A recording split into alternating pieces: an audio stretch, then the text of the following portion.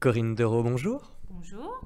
Vous êtes donc adjointe à la ville de Maubeuge, en charge de la démocratie participative et de l'urbanisme. Et c'est en cette qualité donc que vous avez supervisé la mise en place des conseils citoyens. Ces conseils citoyens, bien qu'est-ce que c'est finalement ?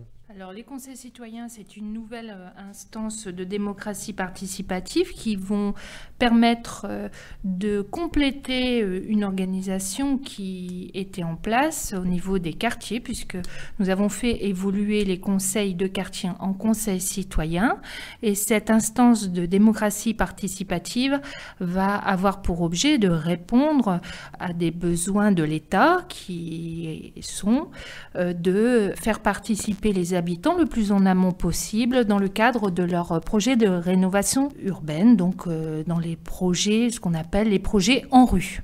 Qu'est-ce qui change justement des conseils de quartier que l'on connaissait auparavant? C'est le fait qu'on est plus impliqué en amont.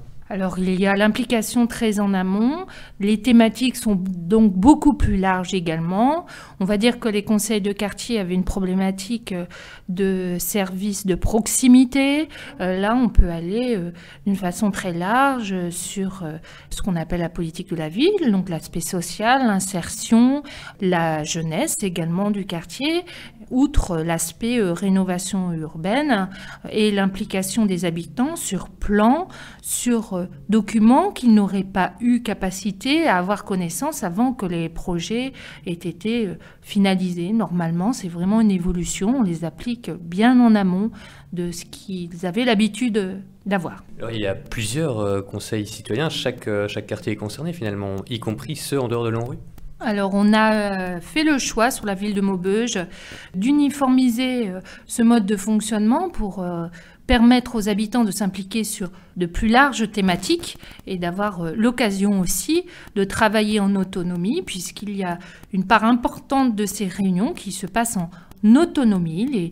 Les conseillers citoyens sont seuls et peuvent travailler sur différents sujets. Ils nous font part du résultat de leurs réflexions, mais ils ont capacité à se réunir en autonomie. On avait l'habitude, avec les conseils quartiers, d'avoir des élus qui accompagnaient les réunions ou qui les animaient. Ici, c'est aux citoyens vraiment de s'organiser, de se prendre en main finalement. C'est l'étape vers laquelle nous allons. En effet, ils ont capacité à s'auto-saisir, à même s'ils le veulent, se réunir de leur propre initiative.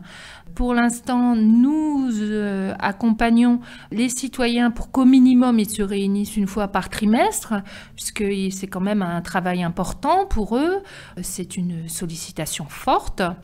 Et bien évidemment, les services techniques de toutes les collectivités, même l'État, sont susceptibles d'intervenir et de venir les aider dans le cadre de leurs réflexions, leur présenter des documents, mais ils travailleront bien en autonomie par la suite lors des différentes réunions. Vous avez été récemment labellisé par la préfecture du Nord. Qu'est-ce que cela change ?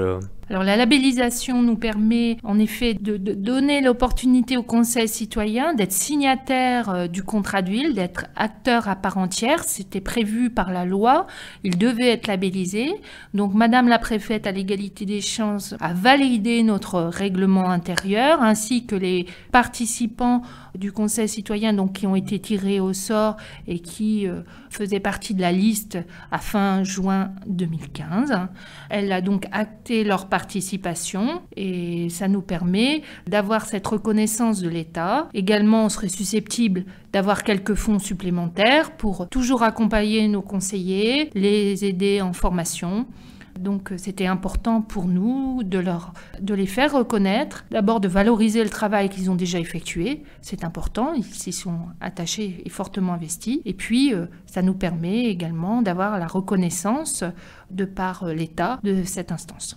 Cela fait donc plus de 6 mois que ces conseils fonctionnent. Quels sont les premiers retours? Les citoyens se sont-ils emparés de cet outil? Alors il y a eu des remarques concernant l'insécurité à certains endroits de la ville. C'est la raison pour laquelle on y a répondu par la mise en place à la sortie des écoles des Gilets jaunes. Il y a eu des demandes également dans certains quartiers pour la propreté. Donc on y a répondu en faisant des actions de sensibilisation, par exemple pour les propriétaires de chiens. On a acheté quelques sacs pour initier une démarche auprès des habitants, des propriétaires de chiens. Il y a évidemment des axes de réflexion très diverses. On se met également en capacité de pouvoir avoir des réflexions sur le design de certains quartiers avec des organismes extérieurs. Donc ils vont pouvoir s'exprimer sur l'habillage de certains immeubles et le positionnement à certains endroits, d'aires de jeu par exemple. C'est des exemples concrets qui répondent à un besoin de l'habitant. Est-ce qu'on parvient à sortir de la proximité immédiate, je vais dire, qu'on avait auparavant dans les conseils des quartiers, c'est-à-dire les soucis de voirie ou ce genre de choses? Est-ce que les citoyens voient plus loin? Est-ce qu'ils ne sont pas vraiment de cette possibilité de redessiner leur quartier? Alors les projets en rue 2 ne sont qu'à l'étape de la préconfiguration. Donc en effet, on leur a expliqué les différentes étapes. On ne les a pas encore testés sur ces phases de réflexion puisque les bailleurs rendent copie de leur capacité. On ne sait pas encore ce que l'État va défendre puisque l'État va avoir connaissance des ambitions des uns et des autres dans les quartiers et ensuite ils vont nous donner les enveloppes, entre guillemets, les lignes de route. Donc c'est seulement à cette étape que les habitants pourront avoir connaissance des plans globaux. Par contre, des aspects plus restreints tels qu'une aire de jeu ou qu'une réflexion sur le positionnement d'un passage piéton, oui, bien évidemment. Corinne Dereau, merci beaucoup. Merci.